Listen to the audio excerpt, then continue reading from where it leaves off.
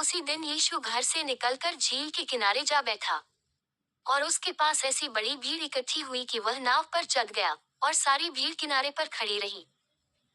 और उसने उनसे दृष्टांतों में बहुत सी बातें कही कि देखो, एक बोने वाला बीज बोने निकला। बोते समय कुछ बीज मार्ग के किनारे गिरे और पक्षियों ने आकर उन्हें चुग लिया। कुछ पथरीली भूमि पर गिरे, जहां उन्हें बहुत मिट्टी न मिली और गहरी मिट्टी न मिलने के कारण वे जल्द उगाए। पर सूरज निकलने पर वे जल गए और जड़ न पकड़ने से सूख गए। कुछ झाड़ियों में गिरे और झाड़ियों ने बढ़कर उन्हें दबा डाला। पर कुछ अच्छी भूमि पर गिरे और फल लाए, कोई 100 गुना, कोई 60 गुना, कोई 30 गुना। जिसके कान हो वह सुन ले। और चेलों ने पास आकर उससे कहा, तू उनसे दृष्टांतों में क्यों बातें करता है? उसने उत्तर दिया कि तुमको स्वर्ग के राज्य के भेदों की समझ दी गई है, पर उनको नहीं। क्योंकि जिसके पास है उसे दिया जाएगा और उसके पास बहुत हो जाएगा, पर जिसके पास कुछ नहीं है, उससे जो कुछ उसके पास है वह भी ले लिया जाएगा। मैं उनसे दृष्टांतों में इसलिए बातें करता हूँ कि वे देखते हुए नहीं देखते और सुनते हुए नहीं सुनते और नहीं समझते। और उनके विषय में यशायाह की यह भविष्यद्वाणी पूरी होती है कि तुम कानों से तो सुनोगे पर समझोगे नहीं, और आंखों से तो देखोगे पर तुम्हें न सूझेगा। क्योंकि इन लोगों का मन मोटा हो गया है और वे कानों से ऊंचा सुनते हैं और उन्होंने अपनी आंखें मूंद ली हैं। कहीं ऐसा न हो कि वे आंखों से देखें और कानों से सुने और मन से समझें और फिर जाएं और मैं उन्हें चंगा करूं। पर धन्य है तुम्हारी आंखें कि वे देखती हैं और तुम्हारे कान कि वे सुनते हैं। क्योंकि मैं तुमसे सच कहता हूँ कि बहुत से भविष्यद्वक्ताओं ने और धर्मियों ने चाहा कि जो बातें तुम देखते हो देखे पर न देखी, और जो बातें तुम सुनते हो सुने पर न सुनी। सो तुम बोने वाले का दृष्टांत सुनो। जो कोई राज्य का वचन सुनकर नहीं समझता, उसके मन में जो कुछ बोया गया था उसे वह दुष्ट आकर छीन ले जाता है। ये वही है जो मार्ग के किनारे बोया गया था। और जो पथरीली भूमि पर बोया गया, ये वह है जो वचन सुनकर तुरंत आनंद के साथ मान लेता है, पर अपने में जड़ न रखने के कारण वह थोड़े ही दिन का है, और जब वचन के कारण क्लेश या उपद्रव होता है तो तुरंत होकर खाता है। जो झाड़ियों में बोया गया, ये वह है जो वचन को सुनता है, पर इस संसार की चिंता और धन का धोखा वचन को दबाता है और वह फल नहीं लाता।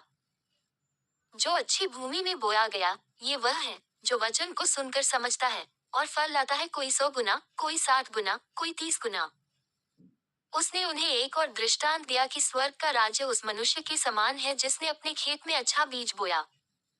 पर जब लोग सो रहे थे तो उसका बैरी आकर गेहूं के बीच जंगली बीज बोकर चला गया। जब अंकुर निकले और बालें लगी तो जंगली दाने भी दिखाई दिए। इस पर गृहस्थ के दासों ने आकर उससे कहा, हे स्वामी, क्या तूने अपने खेत में अच्छा बीज न बोया था? फिर जंगली दाने के पौधे उसमें कहाँ से आए? उसने उनसे कहा, ये किसी बैरी का काम है। दासों ने उससे कहा, क्या तेरी इच्छा है कि हम जाकर उनको बटोर लें? उसने कहा, ऐसा नहीं, न हो कि जंगली दाने के पौधे बटोरते हुए उनके साथ गेहूं भी उखाड़ लो। कटनी तक दोनों को एक साथ बढ़ने दो, और कटनी के समय मैं काटने वालों से कहूंगा, पहले जंगली दाने के पौधे बटोरकर जलाने के लिए उनके गट्ठे बांध लो और गेहूं को मेरे खत्ते में इकट्ठा करो। उसने उन्हें एक और दृष्टांत दिया कि स्वर्ग का राज्य राई के एक दाने के समान है, जिसे किसी मनुष्य ने लेकर अपने खेत में बो दिया। वह सब बीजों से छोटा तो है, पर जब बढ़ जाता है तब सब साग पात से बड़ा होता है और ऐसा पेड़ हो जाता है कि आकाश के पक्षी आकर उसकी डालियों पर बसेरा करते हैं। उसने एक और दृष्टांत उन्हें सुनाया कि स्वर्ग का राज्य खमीर के समान है जिसको किसी स्त्री ने लेकर 3 पसेरी आटे में मिला दिया और होते होते वह सब खमीर हो गया। ये सब बातें यीशु ने दृष्टांतों में लोगों से कही, और बिना दृष्टांत वह उनसे कुछ न कहता था। कि जो वचन भविष्यद्वक्ता के द्वारा कहा गया था वह पूरा हो कि मैं दृष्टांत कहने को अपना मुंह खोलूंगा, मैं उन बातों को जो जगत की उत्पत्ति से गुप्त रही है प्रकट करूंगा। तब वह भीड़ को छोड़कर घर में आया और उसके चेलों ने उसके पास आकर कहा, खेत के जंगली दाने का दृष्टांत हमें समझा दे। उसने उनको उत्तर दिया कि अच्छे बीज का बोने वाला मनुष्य का पुत्र है। खेत संसार है, अच्छा बीज राज्य के संतान और जंगली बीज दुष्ट की संतान है। जिस बैरी ने उनको बोया वह शैतान है, कटनी जगत का अंत है और काटने वाले स्वर्गदूत हैं। सो जैसे जंगली दाने बटोरे जाते और जलाए जाते हैं, वैसा ही जगत के अंत में होगा। मनुष्य का पुत्र अपने स्वर्गदूतों को भेजेगा, और वे उसके राज्य में से सब ठोकर के कारणों को और कुकर्म करने वालों को इकट्ठा करेंगे और उन्हें आग के कुंड में डालेंगे, वहां रोना और दांत पीसना होगा। उस समय धर्मी अपने पिता के राज्य में सूर्य की नाई चमकेंगे। जिसके कान हो वह सुन ले। स्वर्ग का राज्य खेत में छिपे हुए धन के समान है, जिसे किसी मनुष्य ने पाकर छिपा दिया, और मारे आनंद के जाकर और अपना सब कुछ बेचकर उस खेत को मोल लिया। फिर स्वर्ग का राज्य एक व्यापारी के समान है जो अच्छे मोतियों की खोज में था। जब उसे एक बहुमूल्य मोती मिला तो उसने जाकर अपना सब कुछ बेच डाला और उसे मोल ले लिया।